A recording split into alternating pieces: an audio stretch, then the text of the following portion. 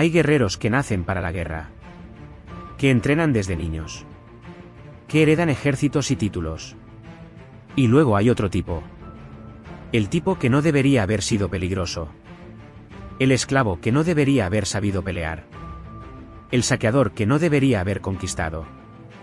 El sirviente que no debería haber tenido honor. Pero lo fueron. Y el mundo pagó el precio de subestimarlos.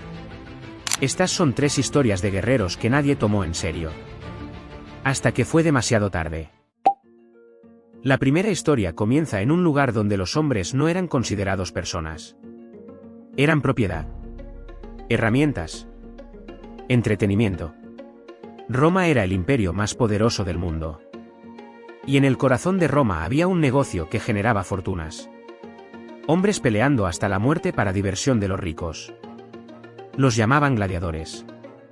Y entre ellos había uno que Roma cometió el error de ignorar. Espartaco nació en Tracia, lo que hoy es Bulgaria. Era un guerrero.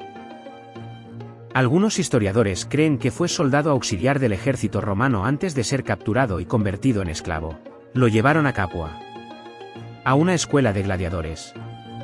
Un lugar donde los esclavos eran entrenados para matar o morir frente a multitudes que los veían como animales. Dormían encadenados. Comían lo mínimo. Y cada día sabían que podía ser el último. Pero Espartaco no era un esclavo cualquiera. Tenía algo que sus dueños no esperaban. Sabía liderar. Y en el año 73 a.C. decidió que ya era suficiente. Espartaco no escapó solo. Convenció a 70 gladiadores de la escuela de Capua de rebelarse al mismo tiempo. No tenían armas reales. Tomaron cuchillos de la cocina. Herramientas. Lo que encontraron. Y con eso atacaron a los guardias. Los 70 gladiadores escaparon de la escuela y huyeron hacia el monte Vesubio. Roma no se preocupó. ¿70 esclavos fugitivos? Enviaron una pequeña fuerza para capturarlos y traerlos de vuelta. Esa fuerza nunca regresó. Porque algo estaba pasando que Roma no había calculado. Cada día que pasaba más esclavos escapaban y se unían a Espartaco. Cientos. Luego miles. Luego decenas de miles. Pastores. Campesinos. Esclavos domésticos. Gladiadores de otras ciudades.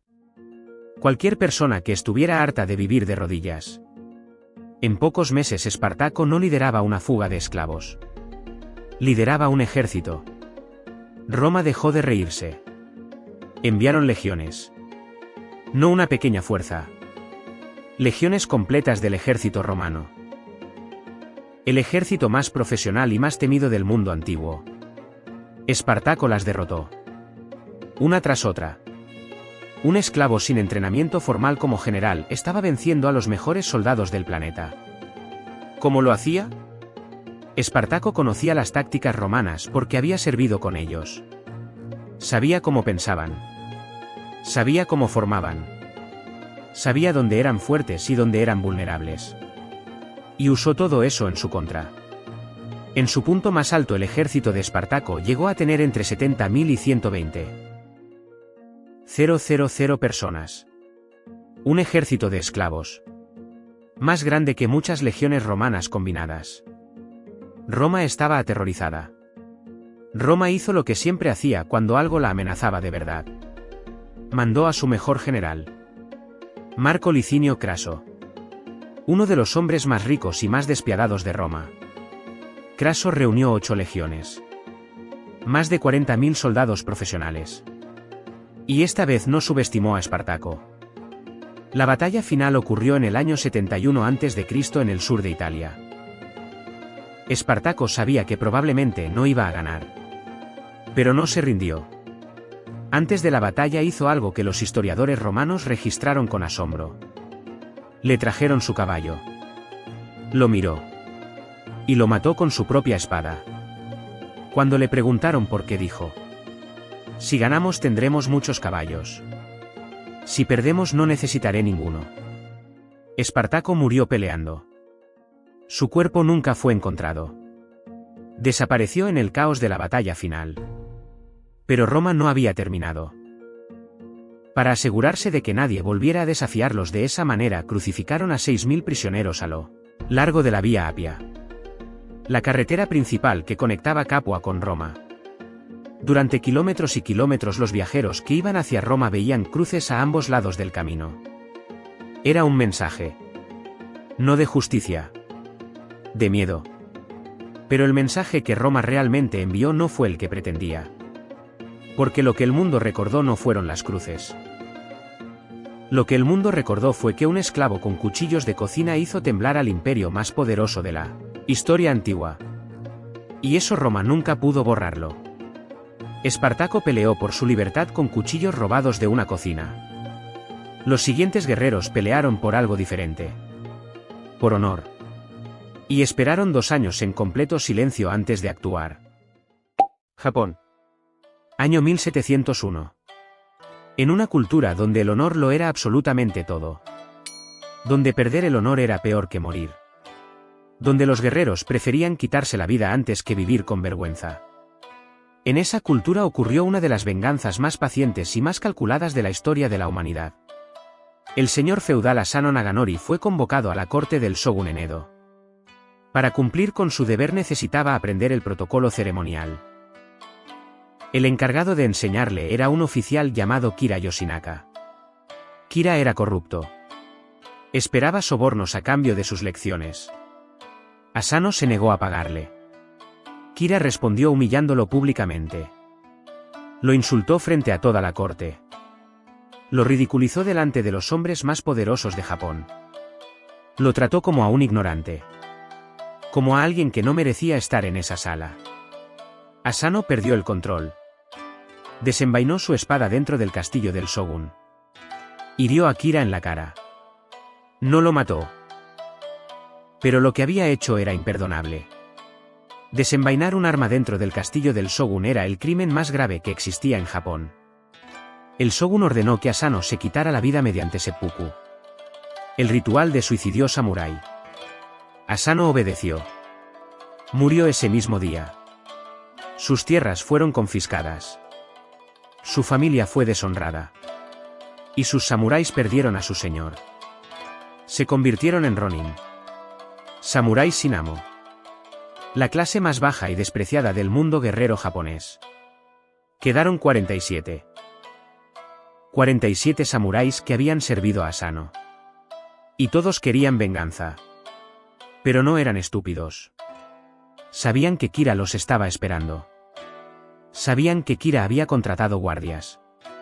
Sabían que Kira vigilaba cada movimiento de los antiguos hombres de Asano. Así que hicieron algo que nadie esperaba. Se dispersaron. Desaparecieron. Uno se convirtió en comerciante. Otro en monje. Otro fingió ser borracho en las calles. El líder de los 47, Oishi Kuranosuke, se separó de su esposa. Empezó a beber en público. Se peleaba en tabernas. Se arrastraba borracho por las calles. Un samurái de otra provincia lo encontró tirado en el suelo y le escupió en la cara por ser una deshonra para los guerreros. Todo era una actuación. Cada borrachera. Cada pelea. Cada humillación pública. Todo era parte del plan. Necesitaban que Kira bajara la guardia. Necesitaban que Kira dejara de vigilarlos. Necesitaban que el mundo entero creyera que los 47 ronin habían aceptado su destino y se habían rendido. Y funcionó. Kira redujo su guardia. Dejó de preocuparse. Creyó que los ronin eran exactamente lo que parecían. Borrachos. Cobardes. Hombres rotos. Ese fue su error. 30 de enero de 1703. Una noche de nieve en Edo. 2 años después de la muerte de su señor. A las 4 de la madrugada los 47 ronin se reunieron por primera vez desde que se habían separado. En silencio. En la oscuridad. En la nieve. Se dividieron en 2 grupos. Un grupo atacó la puerta principal de la mansión de Kira. El otro grupo entró por la puerta trasera. Los guardias de Kira fueron sorprendidos. No esperaban un ataque. Mucho menos de hombres que el mundo entero consideraba borrachos y cobardes. Los 47 Ronin pelearon a través de la mansión habitación por habitación, buscando a un solo hombre. Kira. Lo encontraron escondido en un cobertizo, temblando. El hombre que había humillado a su señor frente a toda la corte estaba escondido entre cajas y herramientas. Le ofrecieron morir con honor. Le dieron la oportunidad de hacerse el seppuku él mismo. Kira no pudo. Temblaba demasiado. Los Ronin lo ejecutaron con la misma espada que su señor Asano había usado para cortarle la cara 2 años antes. Después del ataque, los 47 Ronin caminaron juntos a través de Edo hasta el templo de Sengakuji, donde estaba enterrado su señor Asano. Llevaron la cabeza de Kira y la colocaron frente a su tumba. Habían cumplido su promesa. Todos sabían lo que venía después. El shogun no podía permitir que un grupo de Ronin atacara a un oficial de la corte sin consecuencias. Pero tampoco podía ignorar que lo que habían hecho era el acto de lealtad más puro que Japón había visto en generaciones. El shogun les ordenó quitarse la vida mediante seppuku. Los 47 aceptaron. Murieron como samuráis. Con honor. El mismo honor que el mundo creyó que habían perdido 2 años antes. Fueron enterrados junto a su señor en el templo de Sengakuji. Y ese templo se convirtió en uno de los lugares más visitados de Japón. Hasta el día de hoy. Más de 300 años después. La gente sigue llevando incienso a las tumbas de los 47 Ronin. No porque fueran guerreros perfectos, sino porque esperaron. En silencio. Durante 2 años. Fingiendo ser lo que no eran. Para cumplir una promesa que nadie creía que iban a cumplir. Espartaco peleó por libertad. Los 47 Ronin pelearon por honor. Los últimos guerreros de esta lista pelearon por algo más simple. Por supervivencia. Y el mundo que los ignoró terminó llamándolos el terror de Europa. En el norte de Europa había pueblos que el resto del continente ignoraba. Vivían en tierras frías y duras. Cultivaban lo poco que podían. Pescaban. Sobrevivían. El resto de Europa los consideraba bárbaros primitivos. Salvajes del norte que no merecían atención. Hasta que un día aparecieron en la costa de Inglaterra. Y todo cambió. 8 de junio del año 793. La isla del Lindisfarne. Un monasterio pequeño y pacífico en la costa noreste de Inglaterra. Los monjes vivían en silencio. Rezaban. Copiaban manuscritos. No tenían armas. No tenían murallas. No tenían soldados. ¿Para qué los necesitarían? Nadie atacaba monasterios. Eran lugares sagrados. Intocables. Esa mañana aparecieron barcos en el horizonte. Barcos largos con cabezas de dragón en la proa. Los monjes nunca habían visto nada igual. Los hombres que bajaron de esos barcos no venían a comerciar. No venían a hablar. Venían a tomar todo lo que pudieran cargar. Oro. Reliquias sagradas. Comida. Y se fueron tan rápido como llegaron. Europa quedó en shock. No por la violencia. En esa época la violencia era normal. Sino porque alguien se había atrevido a atacar un lugar sagrado. Un lugar que se suponía que ni siquiera Dios permitiría tocar. Los reyes europeos no le dieron importancia. Pensaron que fue un incidente aislado. Un grupo de salvajes que había tenido suerte. No se repetirá, dijeron. Se equivocaron por 3 siglos. Lo que siguió al Lindisfarne no fue un incidente más. Fue una transformación. Los vikingos no eran simplemente saqueadores. Eran navegantes que podían cruzar océanos enteros en barcos de madera que los europeos no podían siquiera imaginar.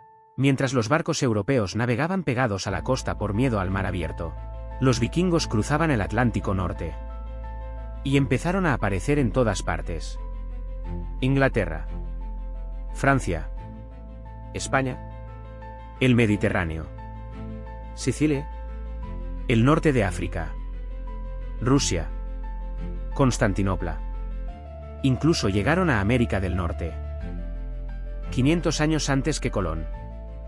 Los monasterios de toda Europa empezaron a incluir una oración nueva en sus rezos diarios. Una oración que decía: de la furia de los hombres del norte líbranos, Señor. No rezaban contra ejércitos. No rezaban contra reyes. Rezaban contra granjeros y pescadores de un rincón del mundo que nadie había tomado en serio. Pero lo que realmente nadie esperaba no fueron los saqueos. Fue lo que vino después. Los vikingos no solo saqueaban, conquistaban, se quedaban, construían. Fundaron reinos en Inglaterra.